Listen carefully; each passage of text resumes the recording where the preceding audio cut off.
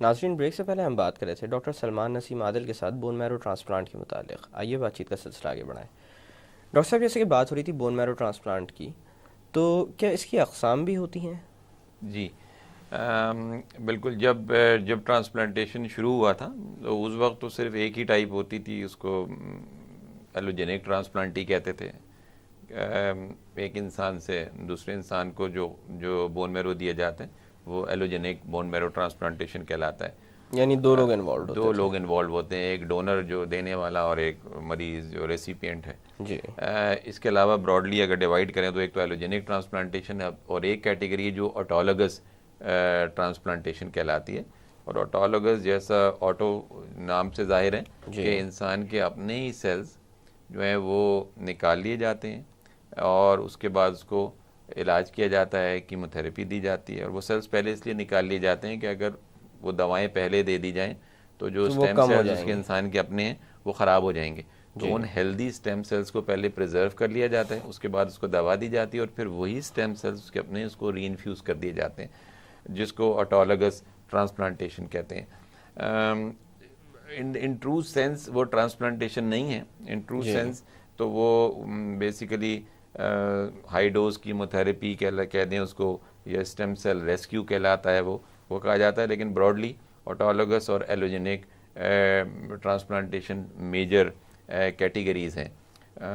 اس کے علاوہ card blood transplantation, جیسے میں نے کہا کہ ایک ریلیٹیولی نئی تو نہیں کہنا چاہیے کیونکہ اب کافی عرصہ اس کو ٹیکنیک کو بھی ہو گیا، جس میں امبلائکل کارڈ کے اسٹیم سیلز جو ہیں وہ دوسرے ڈونر میں ٹرانسفیوز کیے جاتے ہیں. تو وہ بھی امبلائکل کارڈ بلڈ بھی ایک طرح کا ایلوجینک ٹرانسپلانٹیشن ہی ہے.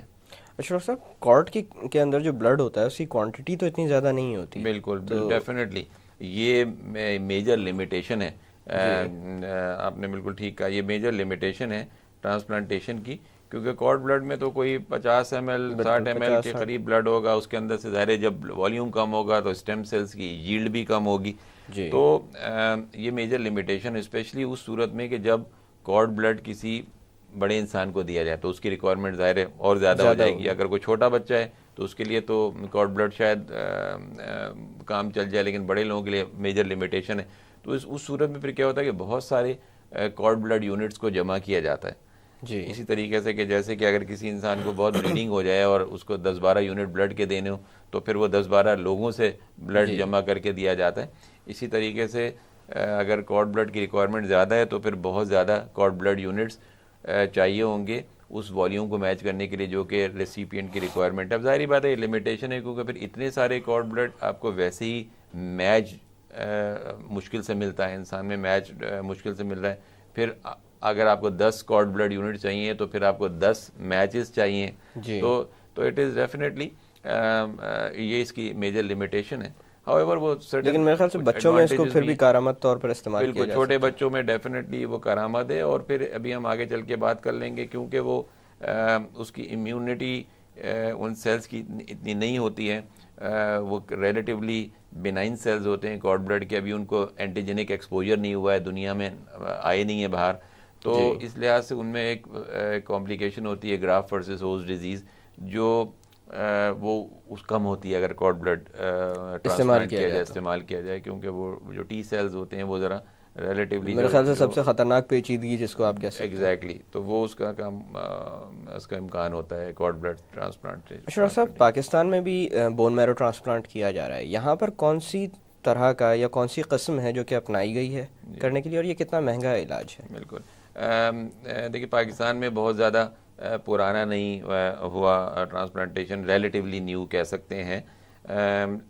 لیکن فارچونیٹلی اب یہ طریقہ علاج پاکستان میں موجود ہے. اب سے 10-12 سال پہلے جن لوگوں کو ٹرانسپلانٹیشن کی ضرورت ہوتی تھی وہ بدقسمتی سے زیادہ تر لوگ باہر نہیں جا پاتے تھے کیونکہ باہر اس وقت بھی شدید مہنگا تھا یہ علاج، اور آج بھی اگر یوروپ میں لیں تو 1 کروڑ جانے آنے کا اوپر ہے. جانا آنا رہنا وہاں 3-4 مہینے فیملی کو لے کے جانا، صرف ٹرانسپلانٹیشن ہی 1 کروڑ یوروپ میں اور 2-2.5 کروڑ امریکہ میں اس کی کاسٹ ہے. تو اب پاکستان میں آپ کا سوال تھا کہ کس ٹائپ کا ٹرانسپلانٹیشن ہے، تو پاکستان میں جو میجر کیٹیگریز ہیں ایلوجینک ٹرانسپلانٹیشن اور آٹولوگس ٹرانسپلانٹیشن دونوں ہی کیے جا رہے ہیں. اور ریزنیبل سکسیس سے ماشاءاللہ یہ پروسیجرز کیے جا رہے ہیں. کاسٹ کی جہاں تک سوال ہے، کاسٹ پاکستان میں ٹرانسپلانٹیشن کی تقریباً 20 سے 25 لاکھ روپے کے درمیان ہے، جو ظاہر ہے ابھی اگر ہم کروڑ کے مقابلے میں تو بالکل اگر ہم اپنے سوشو اکنامک حالات دیکھیں تو 20-25 لاکھ روپے از اے ریزنیبل سا مہنگا علاج ہے. لیکن ہیونگ سیڈ دیٹ یہ پھر بھی یہ اماؤنٹ ہے کہ جس کا سوچا جا سکتا ہے. جیسے کہ ہمارے یہاں ٹرانسپلانٹ ہیں تقریباً 50-60% ٹرانسپلانٹ اب تک ہم نے جتنے کیے وہ فنڈڈ ہیں، کچھ ہاسپٹل کی طرف سے بھی اور کچھ فلینتھروپسٹ کی طرف سے بھی. تو 20-25 لاکھ روپے ایک ایسا اماؤنٹ ہے جو کہ سپورٹ کی جا سکتی ہے اور لوگ سپورٹ کرنے کی سوچ سکتے ہیں. اگر جب کسی کو 1-1.5 کروڑ روپے کی ضرورت ہوتی ہے تو وہ تو پھر سپورٹ بھی جنریٹ کرنی مشکل ہو جاتی ہے. اور دوسری بات یہ ہے کہ ابھی تک یہ پبلک سیکٹر ہاسپٹل میں موجود نہیں ہے یہ طریقہ علاج، اور پرائیویٹ سیکٹر تک لمیٹڈ ہے.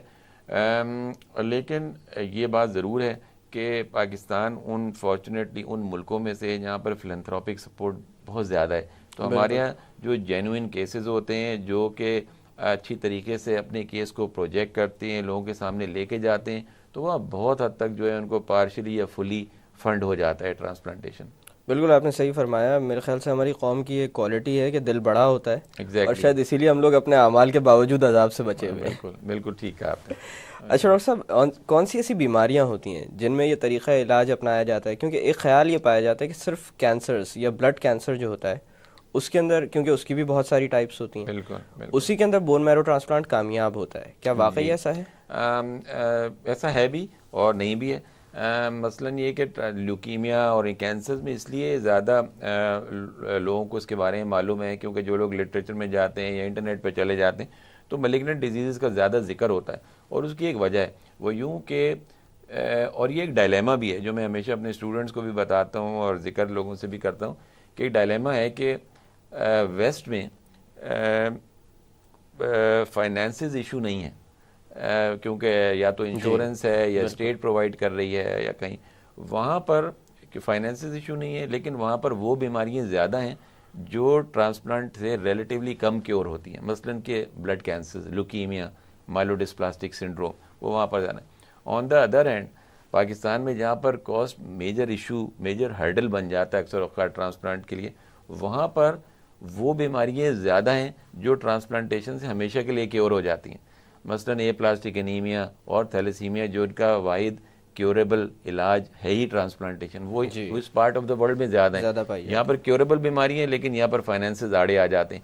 وہاں پر ریلیٹیولی انکیوریبل بیماری ہیں لیکن وہاں پر فائنینسز ایشو نہیں ہے. تو یہ ایک ڈائلیما ہے. لیکن آپ کا جو سوال تھا کہ ہاں کیا صرف کینسرز، اور کینسرز کا بھی علاج، بہت سارے کینسرز کا علاج جس طرح سے ایکیوٹ لیوکیمیا کا اگر ریلیپس ہو جائے تو اس کا واحد علاج جو ہے وہ ایلوجینک ٹرانسپلانٹیشن ہے. کرونک مائلوڈ لیوکیمیا کا علاج جو ہے وہ کیوریٹیو علاج ٹرانسپلانٹیشن ہے. اس طرح سے کچھ بینائن چیزیں ہیں جیسے ٹرانسپلانٹ تھیلیسیمیا ہے، تقریباً پاکستان نان کینسرس چیز ہے لیکن پاکستان میں ہر سال 5-6 ہزار بچے تھیلیسیمیا میجر کے پیدا ہوتے ہیں. میجر ہیلتھ پرابلم ہے پاکستان کا. اس کی بہت وجوہات ہیں، انٹر میریجز بھی ایک ریزن ہے. پھر ہمارے ریجن میں جو ہے وہ کیریئر ریٹ 5 سے 6% ہے، اور کیونکہ لوگوں میں لا علمی ہے تو لوگ اس کو خیال بھی نہیں کرتے، اویئرنیس بھی کم ہے. تھیلیسیمیا مائنر کے لوگ تھیلیسیمیا مائنر سے شادی کر لیتے ہیں اور انفارچونیٹلی آف اسپرنگ جو ہے وہ تھیلیسیمیا میجر کے پیدا ہوتے ہیں. تو ایک یہ انڈیکیشن ہے ٹرانسپلانٹیشن کی، major indication. Aplastic anaemia جس میں یوں کہہ لیجیے کہ ہڈی کا گودا خون بنانا بند کر دیتا ہے، اس کا واحد کیوریبل علاج جو ہے وہ بون میرو ٹرانسپلانٹیشن ہے. تو ایسی بہت بیماری ہیں. اس کے علاوہ لیمفوماز ہیں، ملٹیپل مائلوما ہے، انہیریٹڈ اور موروثی بیماریاں ہیں، سکل سیل انیمیا، جن میں ایک مؤثر علاج بن سکتا ہے، جن کا یہ ایک مؤثر علاج بالکل بن سکتا ہے. ڈاکٹر صاحب یہاں پہ تھوڑی دیر کے لیے باتوں کا سلسلہ روکتے ہیں.